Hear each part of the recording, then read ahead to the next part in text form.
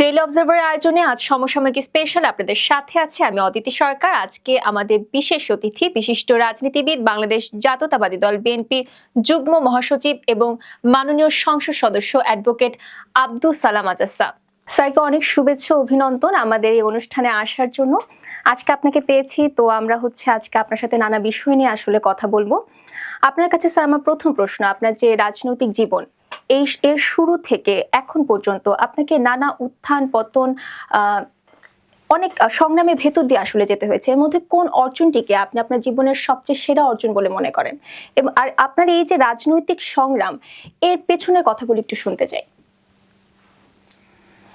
আমার রাজনৈতিক জীবনের শুরু শহীদ রাষ্ট্রপতি জিয়াউর রহমান স্বাধীনতার ঘোষণায় আমার মনের মধ্যে একটা অনুপ্রেরণার জন্ম নিয়েছিল যে আমি আমার ছাত্র জীবনের পরে আমি জাতীয় রাজনীতির অংশগ্রহণ করব, যার মধ্যে থাকবে দেশপ্রেম, মানবপ্রেম এবং মানুষের প্রতি ভালোবাসা, মানুষের জন্য কিছু করা, দেশের সার্বভৌমত্ব রক্ষার জন্য দেশমাতৃক জনগণের সাথে নিজেকে সম্পৃক্ত করা। ঠিক সেই জিয়াউর রহমানের ভাষণ এবং পরবর্তী এই কারণে ছিল যে তার ভাষণটার মধ্যে আমরা তখন আশা করেছিলাম যে একজন রাজনৈতিক ব্যক্তি তৎকালীন সময় স্বাধীনতার ঘোষণা দিবেন, কিন্তু তখন কোনো রাজনৈতিক ব্যক্তি স্বাধীনতা ঘোষণা দেননি বলে একজন মেজর তিনি স্বাধীনতার ঘোষণা দিলেন। এখানে আমার প্রশ্ন, আমার মধ্যে একটা প্রশ্ন জেগেছিল সেই সময় কালটা, যে এই কাজটা তো রাজনৈতিক নেতৃবৃন্দের করার কথা ছিল, কেন সেখানে জিয়াউর রহমান করলো? সেখানে আমার মধ্যে একটা হলো যে আমি, কারণ যেটা রাজনীতিবিদরা করতে পারেনি, প্রমাণ করতে পারেনি, স্বাধীনতা ঘোষণা দিয়ে জিয়াউর রহমান করেছে, সেখানে আমার মধ্যে একটা চিন্তা চেতনা জাগ্রত হয়েছিল যে আমি আমার জীবনে এই রাজনৈতিক পথটাকে অনুসরণ করব, বেছে নিব মানবের সেবা, জনগণের সেবার জন্য। সেই ধারাবাহিকতায় দেশ স্বাধীন হলো, শেখ মুজিবের শাসন শুরু হলো, যে কারণে দেশের স্বাধীনতা, এবং সেই স্বাধীনতা যুদ্ধের পরে আমাদের স্বাধীনতা অর্জিত হয়েছে প্রায় 30 লক্ষ নরের রক্তের বিনিময়ে। এটা ক্রয়কৃত কোনো সম্পত্তি না, দখলকৃত কোনো সম্পত্তি না, এটা রক্তের বিনিময়ে রক্তের অর্জিত স্বাধীনতা। সেই স্বাধীনতার পরে 71 থেকে 75 পর্যন্ত শেখ মুজিব সরকার ক্ষমতা ছিলেন, তিনি প্রথম। এখানে কিন্তু আমাকে অনেক জায়গায় আমাকে উদ্বুদ্ধ করেছে এই রাজনীতিতে আসার জন্য। চমৎকার চমৎকার স্যার। স্যার আপনার কথাগুলো শুনে আসলে অনুপ্রেরণা তো পাচ্ছি, বেদনাদায়ক অনেক ঘটনা, কিন্তু এখানে আসলে অনেক কিছু আমাদের শেখার আছে, অনেক কিছু অনুপ্রেরণাও আমরা পাচ্ছি আপনার কথা শুনে। এই যে অনেকে আপনারা বলেন, কি বলে কথাটা, জুলাই যোদ্ধা। এই জুলাই যোদ্ধায় আমি আপনার এই 19 তারিখ আপনাদের খেয়াল থাকার কথা, প্রেস ক্লাবে একটা প্রোগ্রাম ছিল, বাংলা বিএনপি একটা প্রোগ্রাম দিয়েছে প্রেস ক্লাবে, অর্থাৎ জুলাই যোদ্ধাদের অনুপ্রাণিত করার জন্য, জাতিকে দলীয়ভাবে জাগ্রত করার জন্য প্রেস ক্লাবে একটা প্রোগ্রাম দেওয়া হয়েছিল। সেই প্রোগ্রামটাকে করতে দেওয়া হয় নাই, সেখানে রিজভী আহমেদকে গ্রেপ্তার করা হয়, অনেককে গ্রেপ্তার করেছে। সেখানে আমি বাইতুল মোকাররম মসজিদ থেকে নামাজ পড়ে যখন প্রেস ক্লাব মুখে রওনা হই, পেছন থেকে পুলিশ এবং উপর থেকে হেলিকপ্টার দিয়ে গুলি করা হয়, তখন আমার এই পেছনের ছড়া গুলিতে আমি সেখানে আহত হই। তো এই জুলাই যোদ্ধা, হ্যাঁ আমি নিজেকে জুলাই যোদ্ধা দাবি করতে পারি, কিন্তু একদিনে তো জুলাই যোদ্ধা না। জুলাই সৃষ্টি তো একদিনে না। আজকে আমাদের শহীদ রাষ্ট্রপতি জিয়াউর রহমান, তার উপলব্ধি তো একদিনের না, একদিনের উপলব্ধিতে সে স্বাধীনতার ঘোষণা দেয় নাই। হ্যাঁ, তিনি জানতেন যে জাতি 23টি বছরের ইতিহাসে জাতি প্রস্তুত একটি মুক্তিযুদ্ধের জন্য, জনগণের আকাঙ্ক্ষা একটা মুক্তিযুদ্ধের জন্য। 23 বছরের ইতিহাসে মুক্তিযুদ্ধ হয়েছে, সেই 47-এর পরে 71, এই 23 বছরের ইতিহাসের মধ্যে দিয়ে স্বাধীনতা যুদ্ধ হয়েছে। আর এই 17 বছরের চূড়ান্ত আন্দোলন সর্বশেষ 24-এর 5ই আগস্ট। হ্যাঁ, আমাদের সন্তানেরা তারা রাস্তায় নেমেছে। ইলিয়াস আলী খুন হয় নাই, গুম হয় নাই, খুন হয় নাই। আমাদের প্রায় 6000 নেতাকর্মীকে গুম করা হয়েছে, খুন করা হয়েছে। আমি নিজে তো একজন গুলিবিদ্ধ আবার আসামিও বটে। তো একদিনে তো আমাদের সেই আন্দোলন কি বলে জুলাই যুদ্ধ তো একদিন শুরু হয় নাই, অর্থাৎ শুরু হয়েছিল ফ্যাসিস্ট হাসিনার অবৈধ নির্বাচন দিয়ে, শেষ হয়েছে আমাদের সন্তানদের দিয়ে। আমরা অভিভাবক হিসেবে শেষ করেছি 5ই আগস্ট 2024। এটাকে কিন্তু আমরা যদি একক জুলাই দিয়ে আমরা যে দেখি সেটা তো হবে না। সার্বিকভাবে আমরা সকলে, আমরা রাজনীতির নেতৃবৃন্দ তখন কেউ কারাগারে ছিলাম, কেউ রাজপথে ছিলাম, কেউ আহত হয়েছে, কেউ নিহত হয়েছে। এবং এই ছাত্ররা যখন রাস্তায় নেমেছিল কোটা আন্দোলন, জাতীয় আন্দোলন নয়, শেখ হাসিনাকে উচ্ছেদের আন্দোলন না, শেখ হাসিনাকে বিদায় করার আন্দোলন না। তাদের দাবিটা ছিল যে আমরা যে বিশেষ পরীক্ষা দিব অথবা চাকরি হোক, সেখানে আমাদের কোটা নিয়ে, এটা জাতীয় কোনো ইস্যু না, আমাদের কোটা নিয়ে আমরা ছাত্র, আমরা চাকরির জীবনে গেলে যেন কোনো কোটার মুখোমুখি আমাদের হতে না হয়। আমার রাষ্ট্রের গণতন্ত্র নিয়ে কথা বলা হয় নাই, রাষ্ট্রের সার্বভৌম নিয়ে কথা বলা হয় নাই, রাষ্ট্রের দুর্নীতি নিয়ে কথা বলা হয় নাই। দুর্নীতি নিয়ে কথা বলেছে রাজনৈতিক নেতৃবৃন্দরা, রাষ্ট্র নিয়ে কথা বলেছে রাজনৈতিক নেতৃবৃন্দরা, গণতন্ত্র হত্যা করা হয়েছে কথা বলেছে রাজনৈতিক নেতৃবৃন্দরা। সেই টিপাই মুখ বিরোধে, টিপাই মুখ যখন আন্দোলন হয়েছিল, সেই ইলিয়াস আলী এবং দুর্বার আন্দোলন সে সিলেট অঞ্চলে গড়ে তুলেছে। আমিও গিয়েছিলাম সেদিনকার, দেশনীতি বেগম খালেদা জিয়া সিলেট স্টেডিয়ামে বক্তব্য রেখে ওই টিপাই বাদকে কেন্দ্র করে বক্তব্য রেখেছিলেন, সেখানে আমরা অংশগ্রহণ করেছিলাম।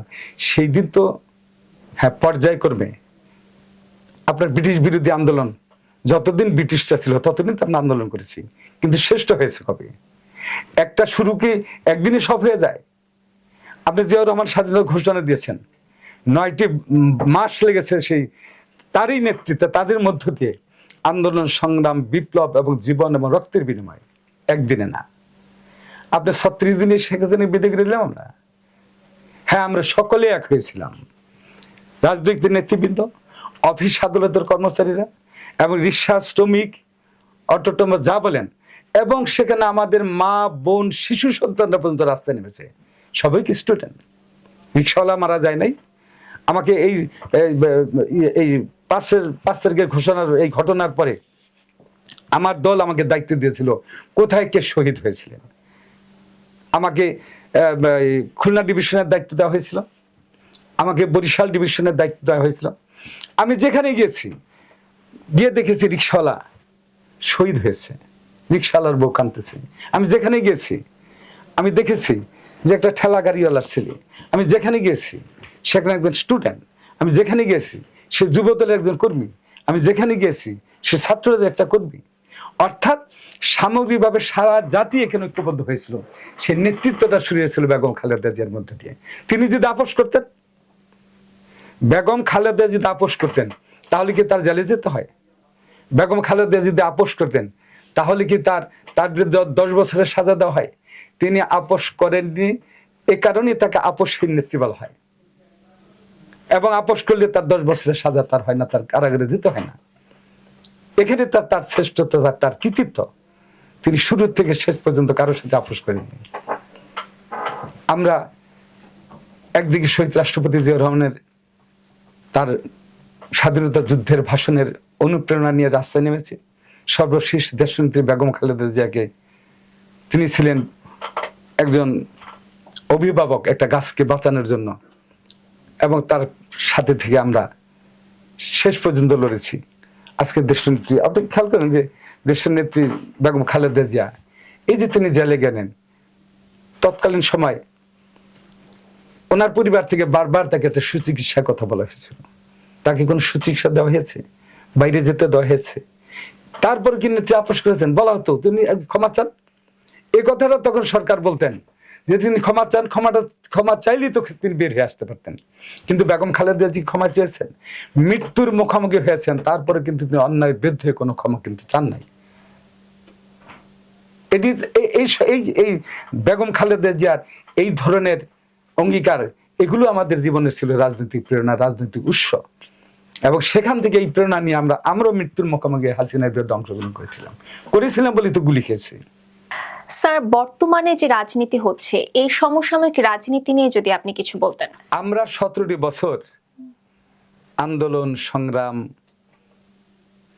গুম খুম হত্যা নির্যাতনের মধ্যে দিয়ে এদেশের মানুষের আশা আকাঙ্ক্ষা ছিল একটি গণতান্ত্রিক রাষ্ট্র ব্যবস্থা প্রতিষ্ঠিত হওয়া। সেটা জনগণ দিয়েছে।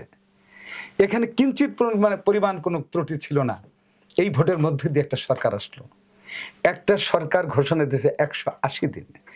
180 দিনের পরে সরকারের ভুল ত্রুটি থাকবে সেটাকে সংশোধন করবে, মার্জিত করবে, আবার পুনর্ভাবে একটাই করবে।